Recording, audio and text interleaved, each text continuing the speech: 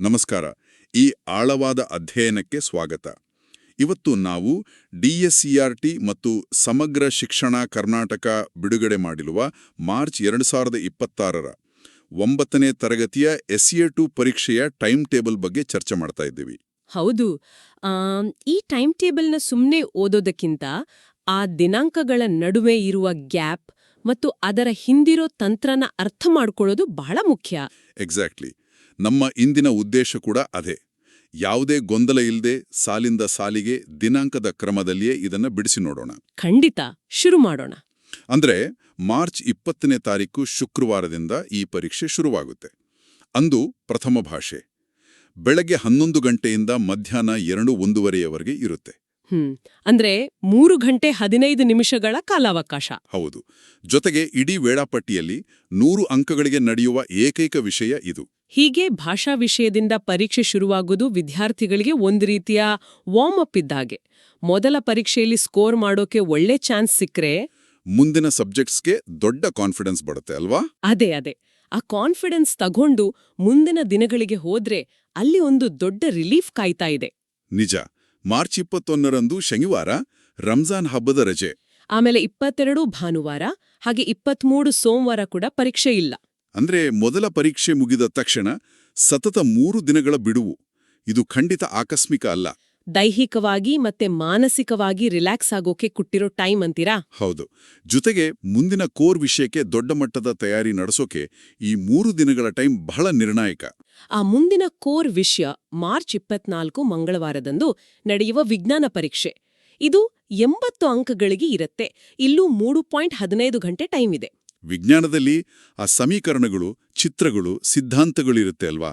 So ಆ ಹಿಂದಿನ 3 ದಿನಗಳ ರಜೆ ಇಲ್ಲಿ ನಿಜಕ್ಕೂ ಮ್ಯಾಜಿಕ್ ಮಾಡುತ್ತೆ. ಅದಾದ ಮರುದಿನ ಅಂದ್ರೆ ಮಾರ್ಚ್ 25 ಬುಧವಾರದಂದು ಮತ್ತೆ ಪರೀಕ್ಷೆ ಇರಲ್ಲ. ವಿಜ್ಞಾನದಂತಹ ಭಾರವಾದ ವಿಷಯದ ನಂತರ ಮಿದುಳಿಗೆ ಸ್ವಲ್ಪ ರೆಸ್ಟ್ ಬೇಕಾಡತ್ತೆ. ಅದಕ್ಕೆ ಆ 1 ದಿನದ ಬ್ರೇಕ್. ಇಲ್ಲಿಂದ ಮುಂದಿನ 2 ದಿನಗಳ ಕಡೆ ನಾವು ಸ್ವಲ್ಪ ಗಮನ ಹರಿಸಬೇಕು. ಮಾರ್ಚ್ 26 ಗುರುವಾರ ದ್ವಿತೀಯ ಭಾಷೆ ಮತ್ತು ಮಾರ್ಚ್ 27 ಶುಕ್ರವಾರ ತೃತೀಯ ಭಾಷಾ ಪರೀಕ್ಷೆಗಳಿವೆ. ಎರಡೂ ತಲಾ 80 ಅಂಕಗಳಿಗೆ. ಹೌದು. ಆದರೆ ಇಲ್ಲಿ ಟೈಮಿಂಗ್ಸ್ ಬಗ್ಗೆ ಒಂದು ಇಂಟ್ರೆಸ್ಟಿಂಗ್ ಟ್ವಿಸ್ಟ್ ಇದೆ. ಈ 2 ಪರೀಕ್ಷೆಗಳಿಗೆ ಬೆಳಗ್ಗೆ 11ರಿಂದ ಮಧ್ಯಾಹ್ನ 2ರವರೆಗೆ ಮಾತ್ರ ಟೈಮ್ ನಿಗದಿಪಡಿಸಿದ್ದಾರೆ. ಅಂದ್ರೆ ಕೇವಲ 3 ಗಂಟೆ? ಹೌದು. ಕೋರ್ ವಿಷಯಗಳಿಗಿಂತ 15 ನಿಮಿಷ ಕಡಿಮೆ ಟೈಮ್ ಸಿಗುತ್ತೆ. ಇದು ಮೇಲ್ನೋಟಕ್ಕೆ ಸಣ್ಣದು ಅನ್ನಿಸಬಹುದು. ಆದರೆ ಭಾಷಾ ವಿಷಯಗಳಲ್ಲಿ ಪ್ರಬಂಧ, ಪತ್ರಲೇಖನ ಅಂತ ದೀರ್ಘವಾಗಿ ಬರೆಯೋದಿರುತ್ತೆ. ಸೊ ಪರೀಕ್ಷಾ ಕೊಠಡಿಯಲ್ಲಿ ಈ 15 ನಿಮಿಷ ದೊಡ್ಡ ವ್ಯತ್ಯಾಸ ತರುತ್ತೆ. ಖಂಡಿತ. ವಿದ್ಯಾರ್ಥಿಗಳು ಮೊದಲೇ ಟೈಮ್ ಮ್ಯಾನೇಜ್ಮೆಂಟ್ ಮಾಡ್ಕೋಬೇಕು. ಇಲ್ದಿದ್ರೆ ಕೊನೆಯಲ್ಲಿ ಟೈಮ್ ಸಾಲ್ದೆ ಒದ್ದಾಡ್ಬೇಕಾಗತ್ತೆ. ಇದಾದ ಮೇಲೆ ಅಸಲಿ ರೋಚಕತೆ ಇರೋದು ಮಾರ್ಚ್ 28ರಿಂದ 31ರವರೆಗೆ ಒಂದು ಸುದೀರ್ಘವಾದ ಬ್ರೇಕ್ ಸಿಗ್ತಾ ಇದೆ. ಹೌದು. 28 ಮತ್ತೆ 30ರಂದು ಪರೀಕ್ಷೆ ಇಲ್ಲ. 29 ಭಾನುವಾರ, ಹಾಗೆ 31ರಂದು ಮಹಾವೀರ ಜಯಂತಿ ರಜೆ. ಒಟ್ಟು 4 ದಿನಗಳ ರಜೆ ಮುಗಿದ ಮೇಲೆ ಏಪ್ರಿಲ್ 1 ಬುಧವಾರ 80 ಅಂಕಗಳ ಗಣಿತ ಪರೀಕ್ಷೆ. 9ನೇ ತರಗತಿಯ ಗಣಿತ ಅಂದ್ರೇನೆ ಒಂದು ಸಣ್ಣ ಭಯ ಇದ್ದೇ ಇರುತ್ತೆ. ಈ 4 ದಿನಗಳ ರಜೆ ಒಂದು ಕಡೆ ವರದಾನ, ಆದ್ರೆ ಇನ್ನೊಂದು ಕಡೆ ಪ್ರಲೋಭನೆ. ಎಕ್ಸಾಕ್ಟ್ಲಿ. ರಜೆ ಇದೆ ಅಂತ ಮೋಜು ಮಸ್ತಿಯಲ್ಲಿ ಟೈಮ್ ವೇಸ್ಟ್ ಮಾಡದೇ ಕಷ್ಟ. ಆ ಕಠಿಣ ಲೆಕ್ಕಗಳನ್ನ, ಸೂತ್ರಗಳನ್ನ ಪ್ರಾಕ್ಟೀಸ್ ಮಾಡೋಕೆ ಈ ಗ್ಯಾಪ್ನ ಬಳಸ್ಕೋಬೇಕು. ಈ ರಜೆಯನ್ನ ಸರಿಯಾಗಿ ಬಳಸ್ಕೊಂಡ್ರೆ ಗಣಿತ ಖಂಡಿತ ಸುಲಭ ಆಗತ್ತೆ. ಆಮೇಲೆ ಏಪ್ರಿಲ್ 2 ಗುರುವಾರ ಪರೀಕ್ಷೆ ಇಲ್ಲ. ಏಪ್ರಿಲ್ 3 ಶುಕ್ರವಾರ ಗುಡ್ ಫ್ರೈಡೇ ಪ್ರಯುಕ್ತ ರಜೆ. ಮತ್ತು ಅಂತಿಮವಾಗಿ ಏಪ್ರಿಲ್ 4 ಶನಿವಾರ ಸಮಾಜ ವಿಜ್ಞಾನ. ಹೌದು.